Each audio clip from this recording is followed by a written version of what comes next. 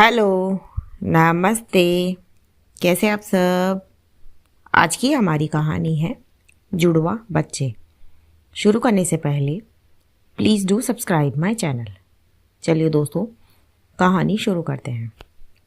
कहते हैं कि जब घर में नया मेहमान आने वाला हो तो पूरा परिवार खुशियों से भर जाता है। लेकिन कभी कभी इन्हीं खुशियों में ऐसे सवाल खड़े हो जाते हैं जिनसे रिश्तों की असली परख होती है। शशि रसोई में काम कर रही है। तभी आशा जी, शशि की सास, आती है और प्यार से कहती है, शशि बेटा, तुम ये सब क्या कर रही हो?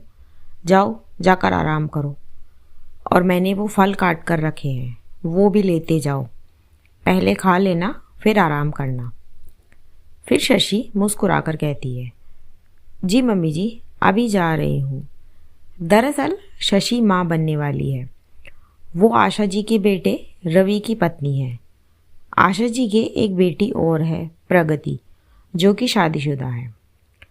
और पहली बार दादी बनने की खुशी में आशा जी उसका कुछ ज़्यादा ही ख्याल रख रही हैं। फिर कुछ ही दिनों के बाद जब शशि डॉक्टर से चेकअप करा के लौटी तो पता चला कि उसके घर में एक नहीं बल्कि दो जिंदगियां पल रही है, यानी जुड़वा बच्चे। आशा जी ये सुनकर खुशी से ताली बजाती है और कहती है, अरे वाह, दोगुनी खुशियाँ, अब तो हमारा घर रौनक से भर जाएगा। फिर कुछ 2 ही दिनों के बाद प्रगति अपने मायके आती है। वो अपनी माँ के कमरे में बैठी है। तभी शशि चाय नाश्ता लेकर आती है। तब आशा जी मुस्कुराकर कहती है, अरे शशि, आओ बेटा, मैं प्रगति से तुम्हारी ही बात कर रही थी।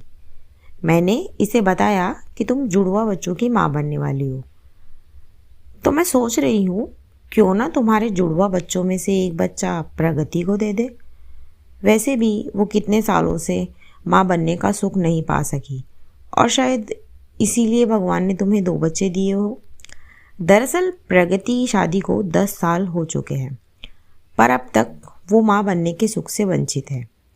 ये सुनकर शशि एकदम स्तब्ध खड़ी रह जाती है। शब्द उसके गले में ही अटक जाते हैं। कमरे में सन्नाटा छा जाता है। फिर प्रगति गुस्से में कहती है, मम्मी, ये कैसी बातें कर रहे हो आप? बच्चा कोई मिठाई का टुकड़ा नहीं है जिसे बांटा जा सके। और बताइए, भाभी कैसे तय करेंगी कि कौन सा बच्चा मुझे दे और कौन सा वो खुद रखे? मम्मी, मैं माँ नहीं बनी, पर ये जानती हूँ, एक माँ अपने बच्चे को किसी को नहीं दे सकती। अच्छा, एक बात बताइए मम्मी, अगर आपको मुझ में और रवि में से किसी एक को चुनना पड़े तो? अब आशा जी चुप हो जाती है। फिर शशि भी गंभीर स्वर में कहती है, मम्मी जी, मैं जानती हूँ आप दीदी की खुशियाँ चाहती हैं, लेकिन मेरे घर में पल रहे ये दोनों बच्चे मेरे जीवन का हिस्सा हैं, मेरे खून के रिश्ते हैं। इन्हें किसी को भी देना मेरे लिए संभव नहीं है। फिर प्रगति अपनी भाभी का हाथ पकड़ते हुए कहती है, भाभी, मुझे आपसे कोई शिकायत नहीं है। आपके गर्भ में से सिर्फ 2 नहीं बल्कि 3 रिश्तों का जन्म होगा, 2 बच्चे और एक माँ का। और अगर मेरे नसीब में माँ बनना है तो भगवान मुझे किसी और रूप में ये सुख ज़रूर देंगे। शशि प्रगति को गले लगा देती है। शशि भावुक होकर कहती है, दीदी, आपके जैसी सोच रखने वाली नंद पाकर मैं बहुत भाग्यशाली हूँ। फिर आशा जी रोते हुए दोनों का हाथ पकड़कर कहती है, बेटियों, मैंने तो बस माँ के प्यार में ये सब कह दिया था, पर तुम दोनों ने सिखा दिया कि रिश्तों की गहराई बंटवारे से नहीं बल्कि अपनाने से बढ़ती है।